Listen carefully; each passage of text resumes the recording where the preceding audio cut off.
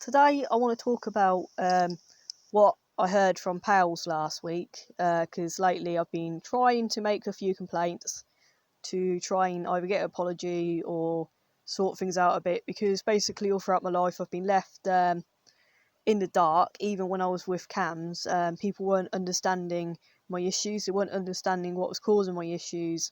I weren't given the help I needed, I weren't given the diagnosis I needed. I'm 21 years old, and it basically took for me to pay out of pocket just to get diagnosed with complex PTSD that I've had since a child.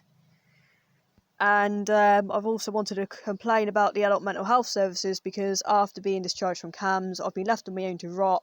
And it's amazing that I'm still here today. I got to say it now. I know it's blunt. I know it's not something that people want to hear, but I'm surprised that I am still here, because there were definitely plenty of moments where things got so bad, where I felt so hopeless that I just wished that I weren't here. But yeah, anyway,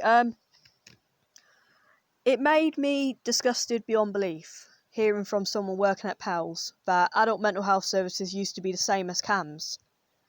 But they decided to drop it because they didn't want anyone dependent on their psychologist. They did not want people dependent on seeing a psychologist face-to-face long-term. So they made things more complicated for us all. It's absolutely messed up, because it's denying adults the right to access the help they need. It is making out that people are wrong for needing long-term specialist care when it comes to mental health. You know what I mean?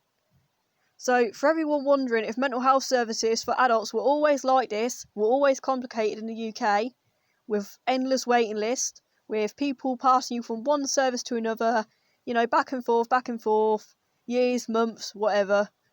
No, they weren't always like this. So remember that the NHS once got together and decided that you shouldn't be dependent on a psychologist. It doesn't matter if you've got trauma or if you're in a crisis where you feel like you can't hold on any longer, because you know what's going to happen. You're going to be put in a mental ward for a while. They'll give you meds, wait until you give them the thumbs up, and then you're back on your own, ain't you? It's not long term. You're going to be in the same spot as everyone else. So basically, it's not great to hear this. I mean, I wanted to ask the man that I spoke to last week if he thought that denying adults long-term mental health support was fine.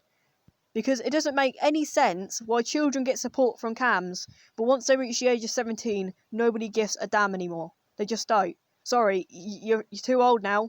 Your mental health is supposed to get better, otherwise we don't give a crap. So, basically, I've also heard last week from PALS that it is only minimal that people aren't helped by CAMS, that most people have positive experiences. But I have been on, I've read plenty of people's experiences with CAMS. It's actually quite a popular opinion that CAMS aren't a good place.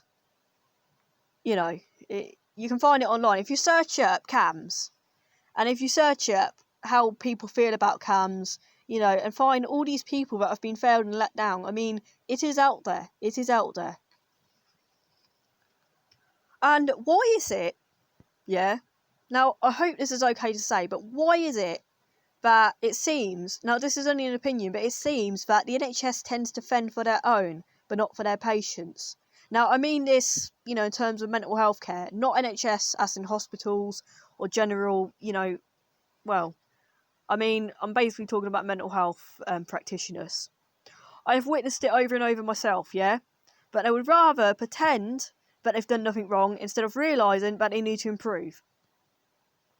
So, if anyone has been wronged, and you know for certain that your feelings are justified, just remember that they would rather side with the person who has wronged you because they're in a higher level of power than you are. To them, this is just my opinion, to them you are just a measly little human that doesn't know any better. You haven't got a PhD, you haven't gone through, training. So how do you know any better, even though you're the person who has mental health issues? Even though you are the person who is taking the medication, who is experiencing mental health, when most of the time, these doctors have never dealt with a single issue themselves. And I think to myself, why can't more people who have mental health problems become psychologists and therapists? Because I personally feel, compared to textbooks and compared to someone who has been through it all, the person who has been through it all has a better idea on what to do to help another person. Alright, that's just my experience. That's my opinion. And I also wonder why people don't understand, that more and more people will continue to take their lives every day because it is more easier to end it all than get help in the UK. Anyway, thank you for listening to my, massive rant. But yeah, hearing that from PALS, I mean, if he says that's how it used to be, then I guess that is true because, someone who worked for that service, they should know. Thank you very much.